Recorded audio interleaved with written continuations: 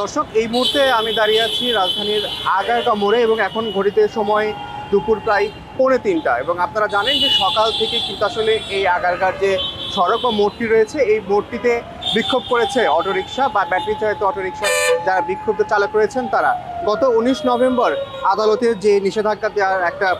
আদেশ জারি করেছিলেন যে ঢাকা শহরের মহানগরের মধ্যে মহাসড়কে এবং কোনো জায়গাতে আসলে এই অটোরিকশা ব্যাটারি চালিত অটোরিকশা চলবে না সে বিষয়ে নিষেধাজ্ঞা দেওয়া ছিল এবং তারপর থেকে কিন্তু আন্দোলনে নামেন এই অটোরিকশার চালকেরা এবং তারপর থেকে আজকেও কিন্তু সেই ধারাবাহিকতায় তারা আন্দোলন করেছেন এবং গতকালকেও আন্দোলন করার পর দুপুর 2টার দিকে তাদের আন্দোলন স্থগিত করেন এবং আজকেও কিন্তু তারা আসলে নানান ধরনের আশ্বাসের পরিপ্রেক্ষিতে এই আন্দোলন তারা আজকের মতো স্থগিত করেছেন। 4-5 দিন আমাদের গাড়ি বন্ধ, আমাদের এখন অস্তিত্ব নাই, আমরা যে চলার মতন কোনো ক্যাপাসিটি নাই, না পারছি দুগা খাইতে, না পারছি চলতে। এখন খুব অবস্থা আমাদের খারাপ। এখন আমাদের কথা হলে আমাদের গাড়ি চলতে দেখ, আমাদেরকে বইলা দেখ যে হাই রোডে উঠছেন না, হাই রোডের ছাড়া আমরা চলি সমস্যা, আমাদেরকে চিপা চাপায় চলতে দেখ।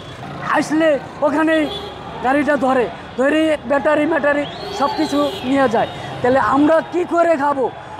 ফ্যামিলি চলার পাইতেছি না, ঘর ভাড়া দেওয়ার পাইতেছি না, তারপরে আরো অনেক সমস্যা। এবং এই মুহূর্তে কিন্তু আগারগাঁ থেকে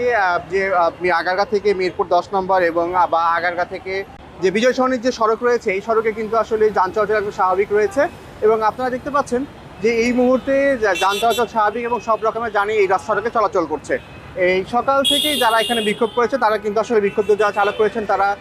সড়ক অবরোধ করেছেন, তারা বিভিন্ন ধরনের যান চলাচল বন্ধ রেখেছিলেন এবং তারপর থেকে কিন্তু আসলে এই সড়কে ব্যাপক যানজটের সৃষ্টি হয়। সড়কে শুয়ে বসে তারা আসলে এই আন্দোলন বিক্ষোভ তারা প্রদর্শন করেছেন এবং আপনারা জানেন যে এটা একটি এখানে রাজধানীর একটি মেট্রো রেলের একটি স্টেশন কিন্তু আসলে এখানে রয়েছে এবং সেই স্টেশনে বিপুল সংখ্যক মানুষের যাওয়া আসার একটা অন্যতম পয়েন্ট হিসেবে পরিণত হয়েছে এবং এই মুহূর্তে এখন তারা দুপুর 2টার দিকে আসলে এই আন্দোলন বা আইন শৃঙ্খলা বাহিনীর সঙ্গে কথা বলে তাদের আশ্বাসে তারা এই আন্দোলন স্থগিত করেছে এবং আমরা জানতে পেরেছি যে আসলে এই রিক্সা চালকেরা যারা ছিলেন তারা চাচ্ছেন যে যেন মহাসড়কে না গলিতে গলিতে বা ভিতরে সড়কগুলোতে